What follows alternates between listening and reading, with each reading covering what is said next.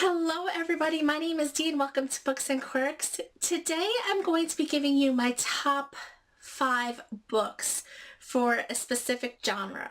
And today I'm going to be talking about my top 5 books of literary fiction. So I know that everyone around BookTube has been doing a top 5, their top 5 books of the year. And I've just read so many good books this year that I couldn't do that. I couldn't pick 5. There were just so many phenomenal reads, and I was making a list and I was like, oh, I can't not mention this one or this one or this one. So I decided to do a couple of videos and separate them out. So today I'm going to be talking about literary fiction, but I will soon upload a top 5 of nonfiction and a top 5 of sci-fi and fantasy. So yeah, so today for literary fiction, let me just get started. So the first one that I want to mention is Pachinko by Men Jin Lee. This was quite a surprise. I thought I would really enjoy it, but I didn't know how much I would love this book.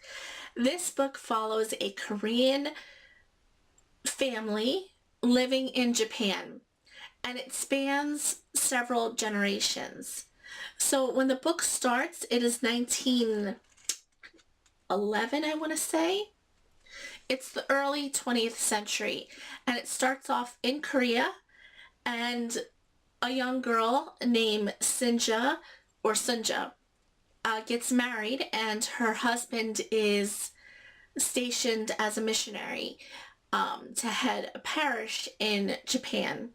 So they move to Japan, and it follows Sunja, it follows her children, and then her grandchildren. And this is such a moving family saga. It taught me so much that I did not know about Japan or Korea for that matter in this time period. And how Koreans in Japan, still to this day to an extent, are looked at as second-class citizens.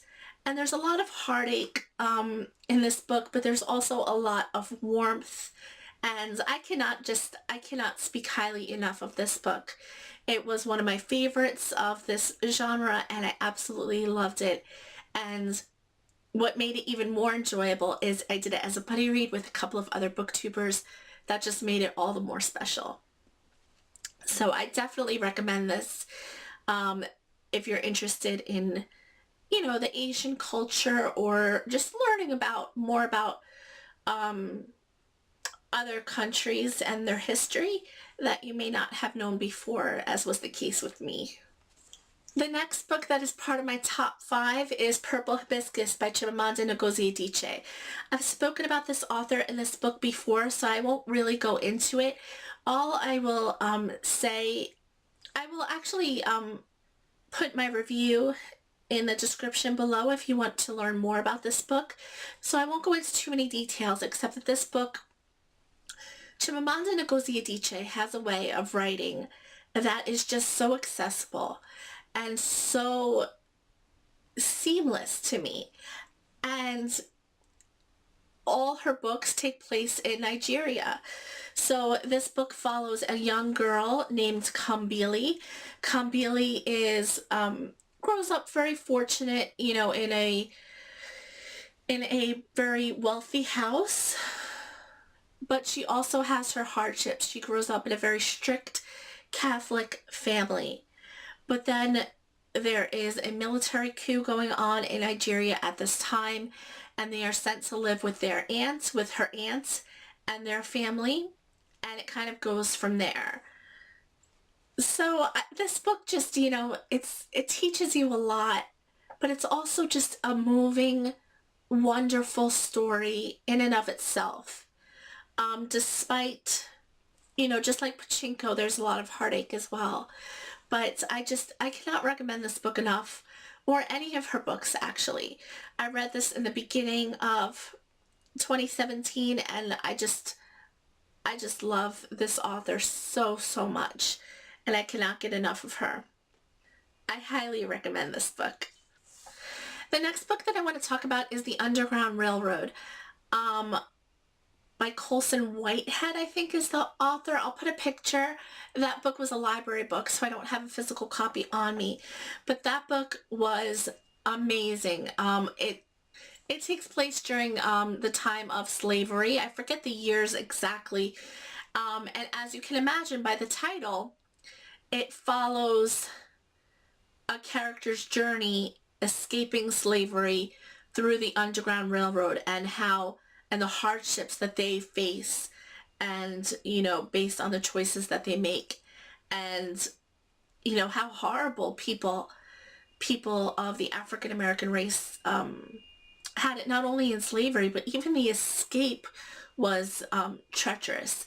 Now, the only thing fictional about this book, or the main fictional point, is that the Underground Railroad in the book was an actual underground railroad with tracks and everything, and train cars. But it wasn't in real life. I mean, it was just a bunch of safe houses and things. But yes, I can't get enough of African American history. I'm just amazed at everything that they went through, and all of the horrible things that happened. And it's just unimaginable. But it was a really moving book, and I highly recommend it. The next book that I want to talk about is The Book Thief by Markus Zusak. This book I spoke about in the very beginning of 2017. A lot of these books I read in the early in the year. But this was a really moving book.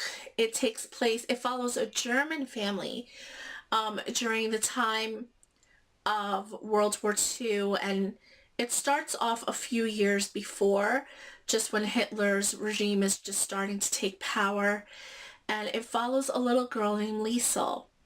Liesel is a German little girl, brought up by her adoptive parents, and she is such a good person. And her parents, her papa and mama, they're very good people as well. And they are forced to conform to things that they don't agree with. And when they don't conform, they're punished severely. This was a time when Hitler was taking over, and you had to conform to all of his ideas and ideals. And if you didn't, you would be sent to the slave camps with, all of the other people being sent, the Jewish people. And it's so moving. And at one point in the story, they also have a Jewish friend, or an acquaintance. He's an acquaintance of Liesel's father, a young man in his early 20s, and they decide to hide him in the basement, kind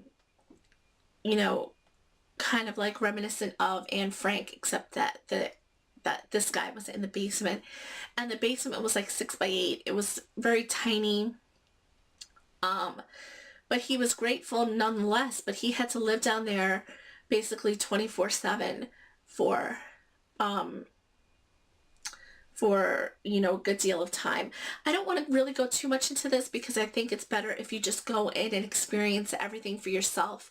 But this book was just so wonderful. And I said in the beginning of the year when I did my review that I cried during this book, and it takes a lot to make me cry. It only happens maybe once in a blue moon. But yeah, so this book made me tear up a bit. And the last book, the fifth book that I thought that's in my top 5 for literary fiction, was London by Edward Rutherfurd. It took me like 2 months to read because this book is 1,100 pages.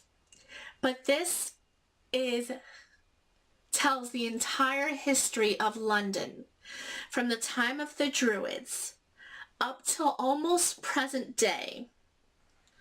I think it stops during the 1950s or something like that.